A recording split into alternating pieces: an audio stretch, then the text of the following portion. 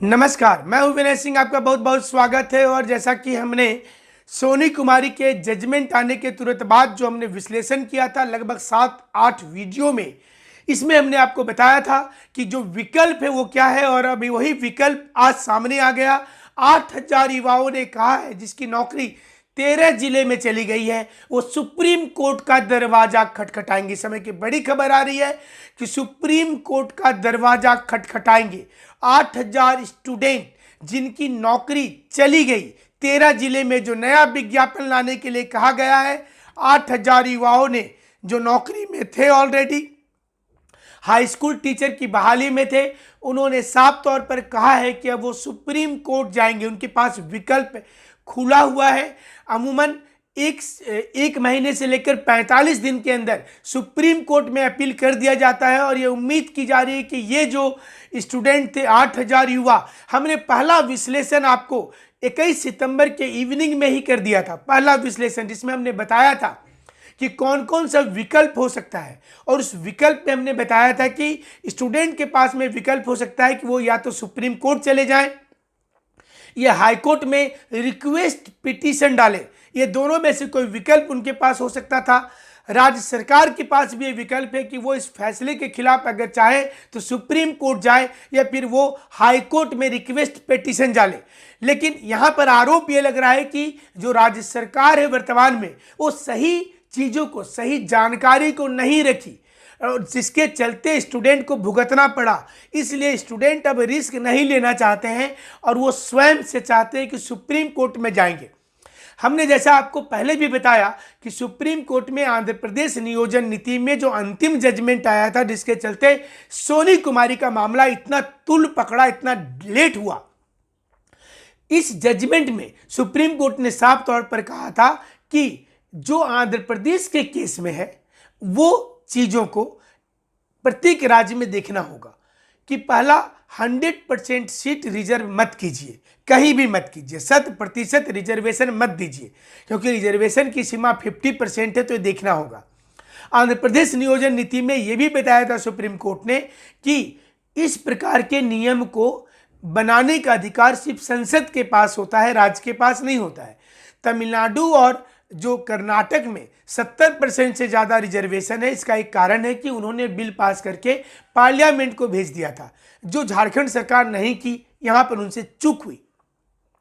तीसरा महत्वपूर्ण जजमेंट दिया था जिसमें बताया था कि जिसकी नौकरी, जिन लोगों की नौकरी ऑलरेडी हो चुकी है 100% रिजर्वेशन के चलते, उनको नौकरी से नहीं हटाया जाए। आप ध्यान से इस लाइन को देखेंगे कि उनको नौकरी से नहीं हटाया जाए। ये आंध्र प्रदेश नियोजन नीति के मामले में सुप्रीम कोर्ट ने जजमेंट देते समय कहा था।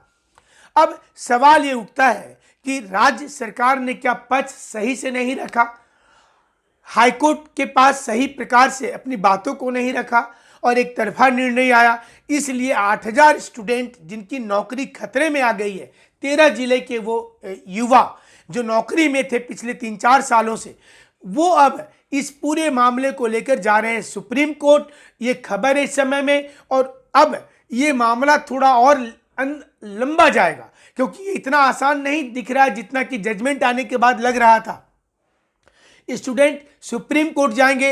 राज्य सरकार के ऊपर स्टूडेंट्स का भरोसा नहीं है, उन्हें लग रहा है कि राज्य सरकार जानबूझ करके ऐसा कर रही है। और अब आरोप प्रत्यारोप चल रहा है, यानी कि मुख्यमंत्री जी का बयान आ रहा है कि स्थानीयता नीति गलत थी, नियोजन नीति गलत था, यहाँ पर बाहरी के लिए प्रवेश खोला गया था। और दोनों लाइन मुख्यमंत्री बोल रहे हैं कि सामान्य वर्ग के कैंडिडेट के साथ अन्याय हुआ कई डिस्ट्रिक्ट में। वहीं दूसरी ओर पुरानी सरकार के मुखिया रघुवर दास ने कहा है कि उन्होंने सही नियोजन नीति बनाया था। नई सरकार ने जो तथ्य थे वो तथ्य सही प्रकार से न्यायपालिका के पास नहीं रखे। न्यायपालिका ने स्पष्ट किया कि वो स्टे 11 जिले में नहीं लगाई थी, इसके बावजूद रिजल्ट कोई नहीं लाया गया। तो इस समय की खबर ये है कि जो 8,000 स्टूडेंट थे हाई स्कूल के, जो नौकरी में थे, उन्होंने प्लान किया है कि वो सुप्रीम कोर्ट जाएंगे और सुप्रीम कोर्ट में जाकर के वो आवेदन देंगे, सुप्रीम कोर्ट में अपनी बात को रखेंगे वकील के माध्यम से, और वहाँ बताया जाएगा कि सुप्रीम कोर्ट के आदेश की अवहेलना हुई है। आंध्र प्रदेश नियोजन नीति जो सबसे रिसेंट जजमेंट है 2020 में जो जजमेंट आया, और उसमें सुप्रीम कोर्ट ने कहा कि जिसकी नियुक्ति एक बार हो गई है, चाहे वह 100% रिजर्वेशन वाले मामले पर हुआ हो, उसे नौकरी से नहीं हटा सकते हैं, नया रास्ता नए लोगों के लिए खोज सकते हैं। लेकिन यहाँ पर जो आदेश आया है इसमें सीधा तौर पर कहा गया है कि 13 जिले में विज्ञापन को रद्द किया जाए, 13 जिले में विज्ञापन को नए सिरे से लाया जाए, नए सिरे से परीक्षा हो, सीधी काउंसलिंग की भी बात नहीं है, सीधा परीक्षा एक नया होना चाहिए, और इसे लेकर चुनौती दिया जा रहा है सुप्रीम कोर्ट में। वहीं सोनी कुमारी ने कहा है कि 11 जिले में भी परीक्षा रद्द करनी चाहिए।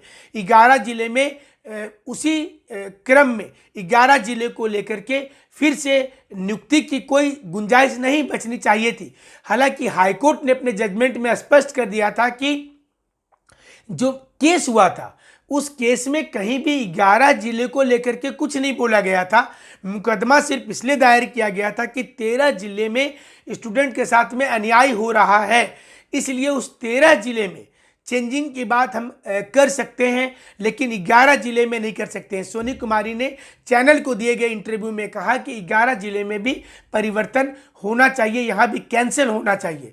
बहरहाल जो सच्ची वाली खबर होगी वो हम आपको हमेशा विश्लेषण करके बताते रहेंगे। हमारे साथ आप जुड़े रहिएगा। जुड़ने के लिए शुक्रिया, धन्यवाद।